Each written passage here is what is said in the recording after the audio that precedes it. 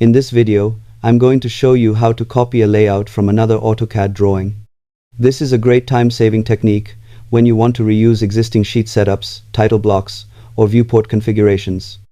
To begin, locate the Layout tabs at the bottom of your AutoCAD window. Right-click on any Layout tab and select From Template from the menu.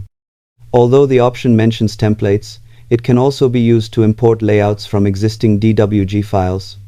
In the File selection window, change the file type if necessary and browse to the DWG file that contains the layout you want to copy. Select the drawing and click Open. Now OK. AutoCAD will then display a list of all available layouts within that file. Choose the layout or layouts you want to import and click OK. The selected layouts will be copied into your current drawing and will appear alongside your existing layout tabs. This method allows you to quickly reuse layout settings without having to recreate them from scratch, helping you work more efficiently in AutoCAD.